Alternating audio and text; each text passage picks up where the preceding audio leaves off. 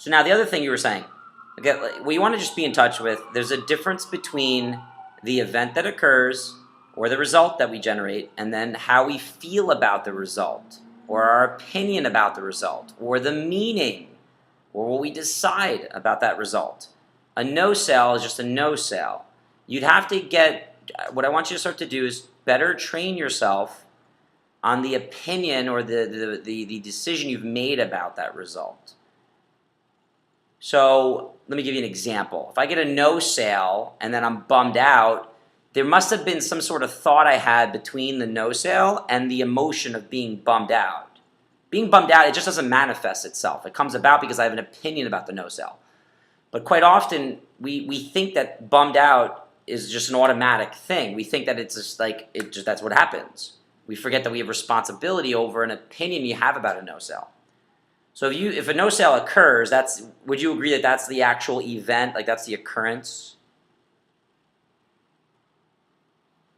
When I want the actual event? No, I'm saying when the no sale occurs, the no sale, that is an occurrence. Like it occurred. It's I got a no sale. Would you agree that that's like an occurrence? That's an event? Yes. Okay. An opinion about that event could be I'm in a slump, or I'm off today. I'm not doing well today. This isn't. I'm off track. This job, cucko. Maybe this isn't going to work for me. Okay. So, and then now that I have that decision, or I've applied that meaning to the no sale. Do you get that I would then be bummed out, or I would be less enthused? I would be uninspired. Absolutely right. And then I'd almost sabotage things, which would be my way of being right about off track, or my way of being right about today's not going well, or my way. But the issue is we forget that there's that intermediate step too. Again, there's the occurrence, there's the thought you have or the decision you make, and then the mood or the feeling you have as a byproduct of it. And then from that way of being, that like uninspired way, we then continue to take additional action or lack thereof. And then, we get to be right about the thought. So you'd have to train yourself, Wryland, and I've spent years doing this myself, getting in touch or being aware of the thoughts that we have moment to moment. You're always thinking as a human. We tune those thoughts out, though, because I guess it would be deafening sometimes. So like I wake up some days and I pay attention to the emotion I'm having to then work backwards to be able to pinpoint the decision I made. Let me give you an example. So if I wake up out of bed, and let's say 30 minutes into my day, I'm kind of like running around. I feel an anxiety, let's say, okay, Ryan, I'm over anxious. I go, okay, whoa, this is an emotion I don't want. Wait, how did this come about? Quite often, it's usually because I decide I'm busy. You may or may not have heard me say that in a video before. So if I decide I'm busy, or I'm not going to get everything done today, like that's another decision, right? It's like almost like putting it on a quotation on a board with your name below it with the dash because it's your quote. And a quote is an opinion. It's a belief we have about something. So if I'm like over anxious and I go back, okay, it must mean I've decided I'm busy today or I'm not getting everything done. Now, I understand that that's an opinion that I had about the day right there. Just as easily as I decided that, I can decide something else. So instead of deciding I'm busy, I could decide I'm productive. Instead of deciding I'm not getting everything done, I could say I will get everything done. Here's why. And then the anxiety will go away and I'll have more of a relaxed feeling, confidence, all those things. But if I never paid attention to the thought would still have the impact. The I'm busy thought would still have the impact. But if I didn't pay attention to it or acknowledge it, I wouldn't be able to then change my mind about how the day is going. Does that make sense? Absolutely. Yes. So if you're ever experiencing an emotion or a feeling that you're not pleased with, or you're not like just basically what you don't want, okay? Call it check engine light. Lift up your hood. What that really means is look at the thought that preceded that emotion. And the way you can go have access to it, go back to when you were inspired, the last moment. Because sometimes we actually drag our ass for 2 weeks, Wryland. So what you want to do is go back 14 days. Let's say you were dragging your ass. When I say dragging my ass, let's say you were just bummed out or uninspired for 2 weeks. And a lot of times we just go with the flow. We think it's going to work itself out, but that would be our way of not being responsible for it, right? Nobody else is going to take care of our thoughts or our feelings or our decisions or our beliefs or how we see the world. So if you're uninspired for 2 weeks, but 15 days ago you were like fired up, something therefore must have occurred between day 15 and day 14, meaning 14 days ago. Do you get that? Right. So you'd have to go back and be like, okay, wait a minute. I was fired up, and then shit. I was like, ugh. So what happened? Oh, that's right. I had a conversation with my girlfriend. And in that moment, I made this decision. But because it was an opinion I had, I can change my opinion. That's the whole responsibility thing for how you perceive the world. That's why if somebody says it's hot outside, I go, is it factually hot or is it your opinion that it's hot? Yes. Okay. You ever hear somebody say he was mean to me? I go, is that real or is that your perception?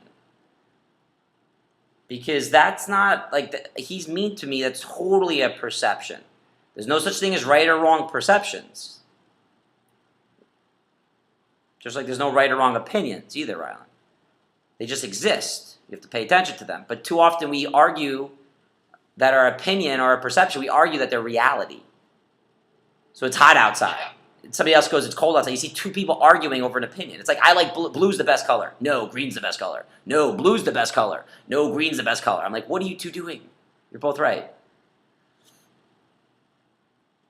So this is another assignment I'm going to give you to start to separate out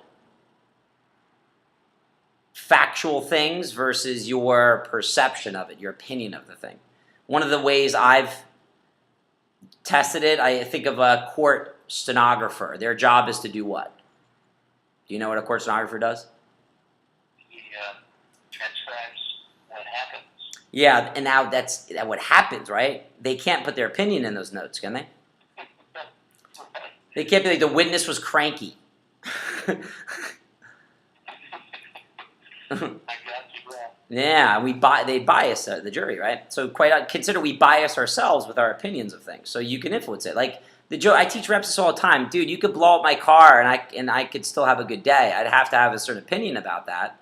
That would be more powerful. Or you could flip me off, and I could go, oh, you love me. A middle finger up in the air is just that's the event. The middle finger up in air. We make it mean they're starting to fight with me, and I got to save face and fight them back. But if you really look at it, what occurred is one of our digits, the middle one, is positioned in a way that has it be up in the air, and the other ones are down. But we make it mean ego, fight, F you. Wow, and man, you can really see the bigger picture of the implications of people that aren't really self-aware of that and the trouble it gets you into and the path that leads your life now, man. Cool stuff, isn't it? So you really, really do truly understand that your reality is based on it's your perception. It's neat. It's trippy. I like it. It's my perception is it's neat. The way I perceive perception is that it's neat. Well,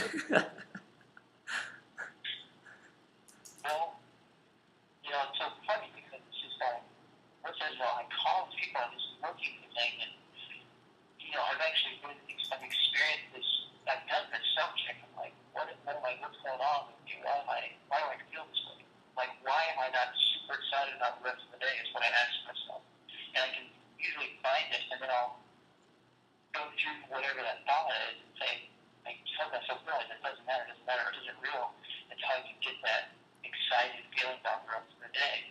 And sometimes just do that self-check. It's like you said, you do that. And it's funny, it's just, I really like the way you laid this out so that I can go through 1, 2, 3 and fix it. I just wasn't aware really as far as how it pertains to consistency and stuff. Yeah. Let me give you one other tip. Let me tweak what you just said a little bit.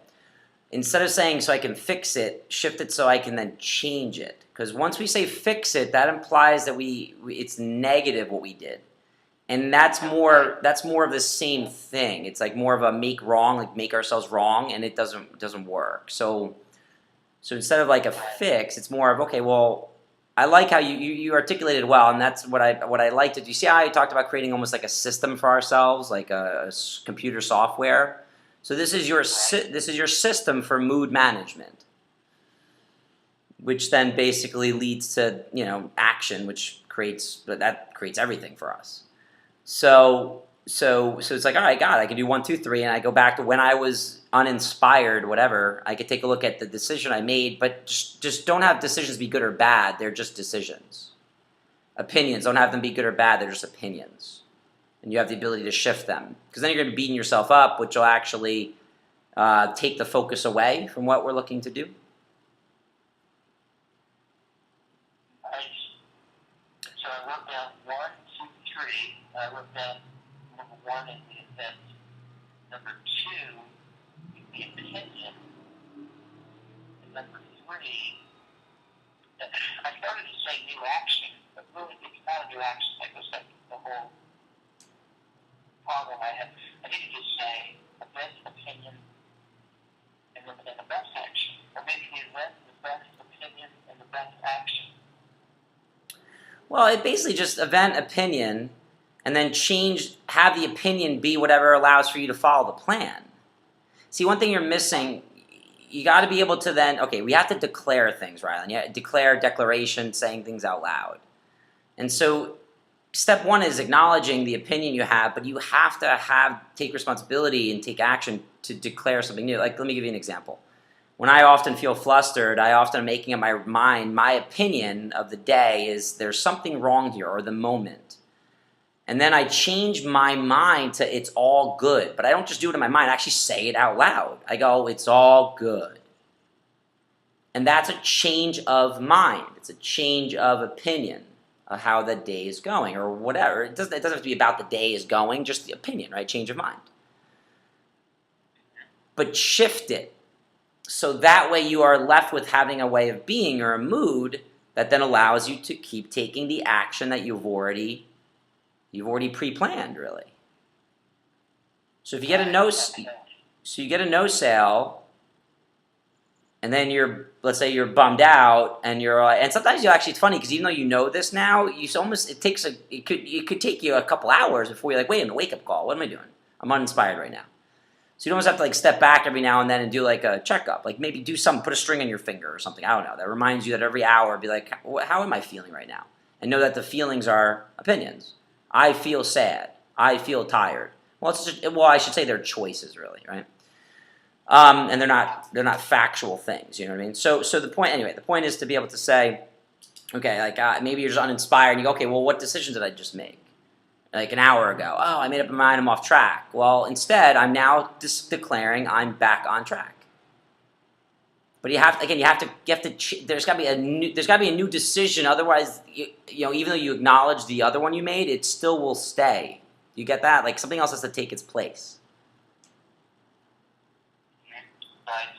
Okay, I like what you said because so if we just try to say, I need to do a self-check. What I do, or I'm solving. Number 1 is the event happened.